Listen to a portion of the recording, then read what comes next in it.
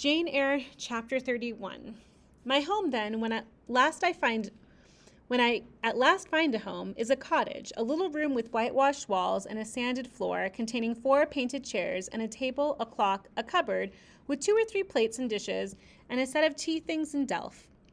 Above, a chamber of the same dimensions as the kitchen, with a deal bedstead and a chest of drawers, small, yet too large to be filled with my scanty wardrobe, though the kindness of my gentle and generous friends has increased that, by a modest stock of such things as are necessary.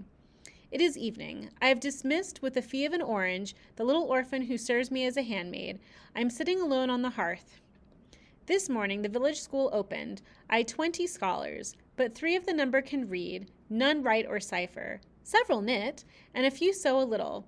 They speak with the broadest accent of the district. At present, they and I have difficulty in understanding each other's language.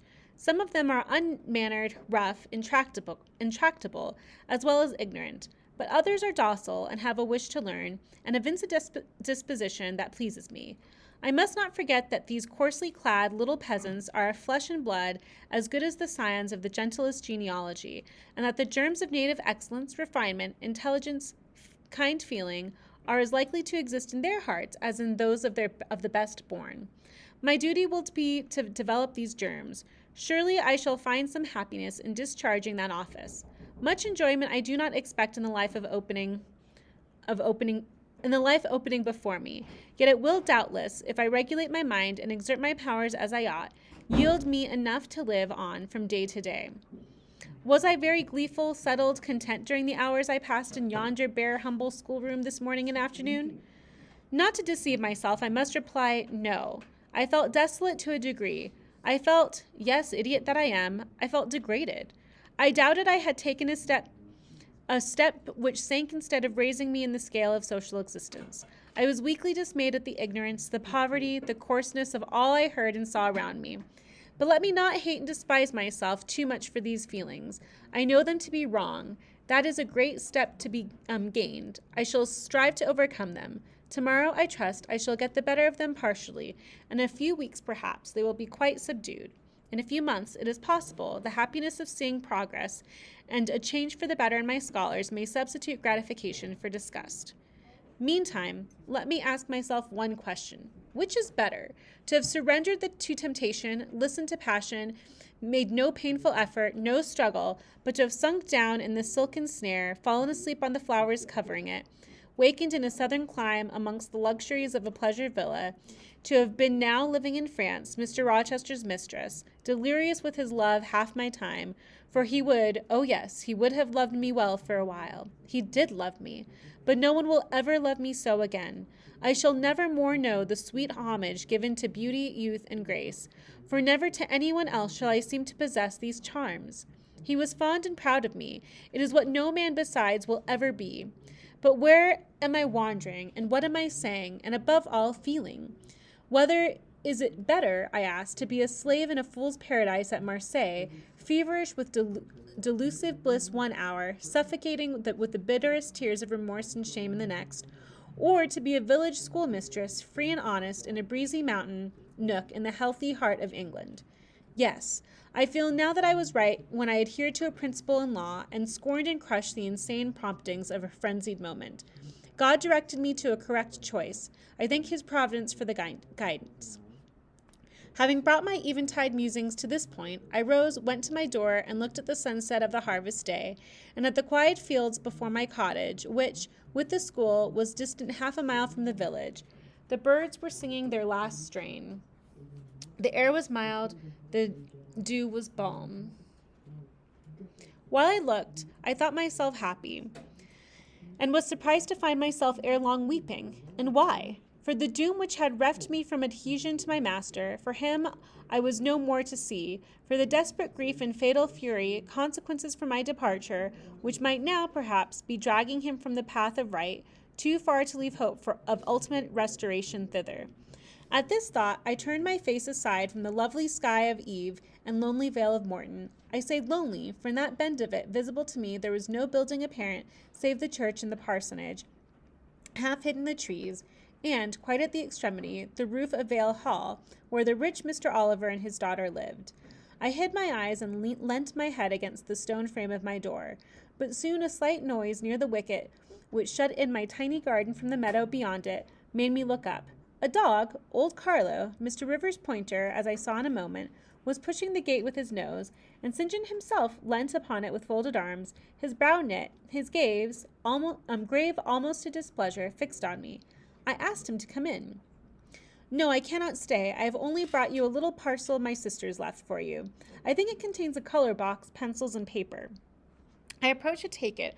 A welcome gift it was. He examined my face, I thought, with austerity, as I came near. The traces of tears were doubtless very visible upon it. Have you found your first day's work harder than you expected? He asked. Oh, no. On the contrary, I think in time I shall get on with my scholars very well. But perhaps your accommodations, your cottage, your furniture have disappointed your expectations? They are in truth scanty enough, but I interrupted. My cottage is clean and weatherproof, my furniture sufficient and commodious. All I see has made me thankful, not despondent. I'm not absolutely such a fool and sensualist as to regret the absence of a carpet, a sofa, and silver plate. Besides, 5 weeks ago I had nothing. I was an outcast, a beggar, a vagrant. Now I have acquaintance, a home, a business. I wonder at the goodness of God, the generosity of my friends, the bounty of my lot. I do not repine. But you feel solitude, an oppression? The little house there behind you is dark and empty. I have hardly had time yet to enjoy a sense of tranquility, much less to grow impatient under one of loneliness. Very well. I hope you will feel the content you express. At any rate, your good sense will tell you that it is too soon yet to yield to the vacillating fears of Lot's wife. So, fleeing the destruction of Sodom, Lot's wife looked backwards and was turned into a pillar of salt. So he's basically saying, like, don't let the past control your present or future. What you had left before I saw you, of course I do not know, but I counsel you to resist firmly every temptation which would incline you to look back. Pursue your present career steadily, for some months at least. It is what I mean to do, I answered. St. John continued. It is hard work to control the workings of inclination and turn the bent of nature, but that it may be done, I know from experience. God has given us, in a measure, the power to make our own fate, and when our energies seem to demand a sustenance they cannot get, when our will strains after a path we may not follow, we need neither starve from inanition nor stand still in despair. We have but to seek another nourishment, for the mind, as strong as the forbidden food it longed to taste, and perhaps purer, and to hew out for the adventurous foot a road as direct and broad as the one fortune has blocked up against us, if rougher than it. A year ago, I was myself intensely miserable, because I thought I had a mistake in entering the ministry. Its uniform duties wearied me to death. I burnt for the more active life of the world, for the more exciting toils of a literary career, for the destiny of an artist, author, orator, anything rather than that of a priest. Yes, the heart of a politician, of a soldier, of a votary of glory, a lover of renown, a luster after power, beat under my curate's surplice. I considered. My life was so wretched, it must be changed, or I must die. After a season of darkness and struggling, light broke and relief fell. My cramped existence all at once spread out to a plain without bounds. My powers heard a call from heaven to rise, gather their full strength, spread their wings, and mount beyond ken. God had an errand for me, to bear which afar, to deliver it well, skill, strength, courage, and eloquence. The best qualifications of a soldier, statesman, orator were all needed, for these all center in the good missionary. A missionary I resolved to be. From that moment my state of mind changed. The fetters dissolved and dropped from every faculty, leaving nothing of bondage but its galling soreness, which time can only heal. So St. John was feeling trapped and literally, not literally, but figuratively handcuffed to his job without hope. And so the idea of being a missionary makes him feel much more hopeful for the future, and he feels like he's no longer in prison. My father indeed imposed the determination, but since his death I have not a legitimate obstacle to contend with. Some affairs settled, a successor for Morton provided, an entanglement or two of the feelings broken through cut asunder, a last conflict with human weakness, in which I know I shall overcome, because I have vowed that I will overcome, and I leave Europe for the East. He said this in his peculiar, subdued, yet emphatic voice, looking, when he had ceased speaking, not at me, but at the setting sun, at which I looked too. Both he and I had our backs toward the path leading up the field to the wicket. We had heard no step on that grass-grown track. The water running in the vale was one of a lulling sound of the hour and scene. We might well then start when a gay voice, sweet as a silver bell, exclaimed, "Good evening, Mr. Rivers, and good evening, old Carlo. Your dog is quicker to recognize his friends than you are, sir. He pricked his ears and wagged his tail when I was at the bottom of the field, and you have had your back towards me now." It was true. Though Mr. Rivers had started at the first of those musical accents, as if a thunderbolt had split a cloud over his head, he stood yet at the close of the sentence in the same attitude in which the speaker had surprised him, his arm resting on the gate, his face directed towards the west. He turned at last with measured deliberation. A vision, as it seemed to me, had risen at his side. There appeared within 3 feet of him a form clad in pure white, a youthful, graceful form, full yet fine in its contour, and when, after bending to caress Carlo, it lifted up its head and threw back a long veil, there bloomed under his glance a face of perfect beauty. So she's being described as like an angel or a virgin on her wedding day, although white was only just barely being used as wedding dresses, and that was thanks to Queen Victoria. And so there's definite purpose to how she's being described. Perfect beauty is a strong expression, but I do not retrace or qualify it. As sweet features as ever the temperate clime of Albion molded, as pure hues of rose and lily are as ever her humid gales and vapory skies generated and screened, justified, in this instance, the term. No charm was wanting, no defect was perceptible.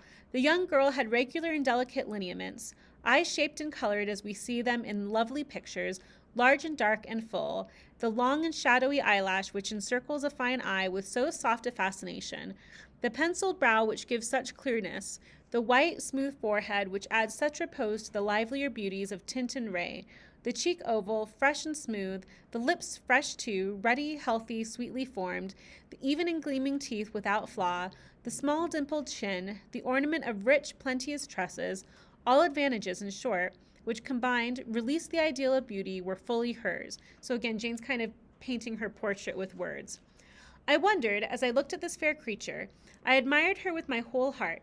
Nature had surely formed her in a partial mood, and forgetting her usual stinted stepmother, doleful of gifts, had endowed this, her darling, with a grand dame's bounty. What did St. John Rivers think of this earthly angel? I naturally asked myself that question as I saw him turn to her and look at her, and, as naturally, I sought the answer to the inquiry in his countenance. He had already withdrawn his eye from the Perry, and was looking at the humble tuft of daisies which grew by the wicket. "A lovely evening, but late for you to be out alone," he said, as he crushed the snowy heads of the closed flowers with his foot. "Oh, I only came home from S." She mentioned the name of a large town some 20 miles distant. "This afternoon. Papa told me you had opened your school and that the new mistress was come, and so I put on my bonnet after tea and ran up the valley to see her. This is she?" pointing to me. "It is," said St. John. "Do you think you shall like Morton?" she asked of me, with a direct and naive simplicity of tone and manner, pleasing if childlike. "I hope I shall. I have many inducements to do so." "Did you find your scholars as attentive as you expected?" "Quite." "Do you like your house?" "Very much." "Have I furnished it nicely?" So now we kind of know who this is. It's probably Miss Oliver, because she's the one who furnished it. "Very nicely indeed." "And made a good choice of an attendant for you in Alice Wood?" "You have indeed. She is teachable and handy. This, then, I thought, is Miss Oliver, the heiress, favored, it seemed, in the gifts of fortune as well as in those of nature. What happy combination of the planets presided over her birth, I wonder?" "I shall come up and help you to teach sometime," she added. "It will be a change for me to visit you now and then, and I like a change. Mr. Rivers, I have been so gay during my stay at S. Last night, or rather this morning, I was dancing till 2 o'clock. The th Regiment are stationed there since the riots, and the officers are the most agreeable men in the world. They put all our young knife grinders and scissor merchants to shame." It seemed to me that Mr. St. John's under lip protruded and his upper lip curled a moment. His mouth certainly looked a good deal compressed, and the lower part of his face unusually stern and square, as the laughing girl gave him this information. He lifted his gaze, too, from the daisies and turned it on her. An unsmiling, a searching, meaning gaze it was. She answered it with a second laugh, and her laughter well became her youth. Her roses, her dimples, her bright eyes. As he stood mute and grave, she again fell to caressing Carlo.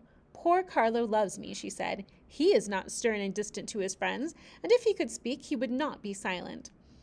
As she patted the dog's head, bending with native grace before his young and austere master, I saw a glow rise to that master's face. I saw his solemn eye melt with sudden fire and flicker with resistless emotion, so he probably likes her and she's definitely flirting with him through his dog. Flushed and kindled thus, he looked nearly as beautiful as a man as she for a woman. His chest heaved once, as if his large heart, weary of despotic construction, had expanded, despite the will, and made a vigorous bound for the attainment of liberty. But he curbed it, I think, as a resolute rider would curb a rearing steed. He responded neither by word nor movement to the gentle advances made him. Papa says you never come to see us now, continued Miss Oliver, looking up. You are quite a stranger at Vale Hall. He is alone this evening and not very well. Will you return with me and visit him? It is not a seasonable hour to intrude on Mr. Oliver, answered St. John. Not a seasonable hour?